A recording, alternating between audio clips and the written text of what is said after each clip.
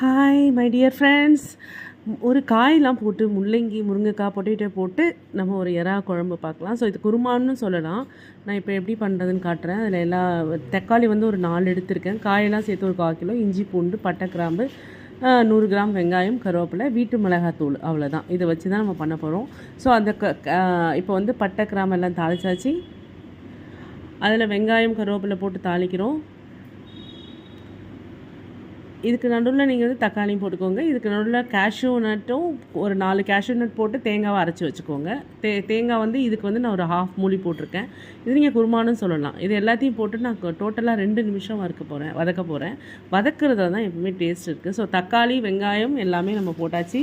நான் வந்து முருங்கைக்காய் உருளைக்கிழங்கு யூஸ் பண்ணியிருக்கேன். உங்களுக்கு என்ன காய் வேணாலும் முள்ளங்கி போட்டு நீங்கள் வச்சிங்கன்னா வேறு லெவலாக இருக்கும். முள்ளங்கி சாப்பிடாதவங்க கூட சாப்பிடுவீங்க. மஞ்சத்தூள் போடுறேன் 1 ஸ்பூன். மஞ்சத்தூள் போட்டு வதக்குனிங்கன்னா உங்களுக்கு நல்லா சீக்கிரமாக வதங்கிடும். நல்லா இதாக குழைய வழக்கும். இது ட்ரை பண்ணி சாதத்தோட சப்பாத்தியோடலாம் சாப்பிட்டுட்டு கமெண்ட் பண்ணுங்கள். செம்மையாக இருக்கும். ஸோ இப்போ நான் வீட்டு மிளகாத்தூள் ஆட் பண்ணுறேன். எனக்கு காரம் வேணுனாலும் நான் 2 ஸ்பூனுக்கு மேலே போட்டிருக்கேன். 1 ஸ்பூன் தனியாக ஸ்பூன் போட்டிருக்கேன்.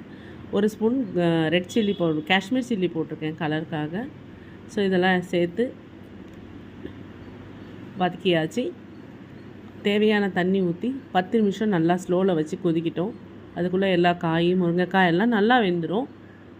ஸோ சூப்பராக கொதிச்சு வந்துருச்சு. அது சின்ன பபிள்ஸ் வந்துருக்கு பார்த்தீங்களா? அப்போ தான் காய் வெந்துருச்சுன்னு அர்த்தம். இப்போ நம்ம தேங்காய் போட்டிருக்கோம். அந்த தேங்காயில் நான் ஒரு சின்ன 1/2 மூடி ஒரு 4 கேஷ்யூ போட்டு நல்லா அரைச்சி வச்சுருக்கேன். அதை எடுத்து ஊற்றுறோம். தேங்காய் போட்டதுக்கப்புறம் 2 நிமிஷம் தான் குழம்பு கொதிக்கணும். அதுக்கு மேலே குழம்பு கொதிக்கக்கூடாது. கொத்தமல்லியை போட்டுட்டு நீங்கள் சூப்பராக சர்வ் பண்ணலாம். ரியலி சொல்லுவீங்க, செம்மையாக இருக்குது. இப்படி ஒரு இறால இவ்வளோ ஒரு டேஸ்ட்டான, நான் இறாலே நிறையா பண்ணலாம். இதிலே ஒயிட் குருமா கூட போட்டிருக்கேன்னு நினைக்கிறேன். என்னோடய ரெசிபி இன்னும் நான் போடலன்னு நினைக்கிறேன். ஸோ அதை இப்போ ரைஸோடு சாப்பிட்டு பாருங்கள், கமெண்ட் பண்ணுங்கள். ரியலி சூப்பராக இருக்கும். ப்ளீஸ் என் சேனலை சப்ஸ்கிரைப் பண்ணுங்கள். Thank you. Bye bye. Take care.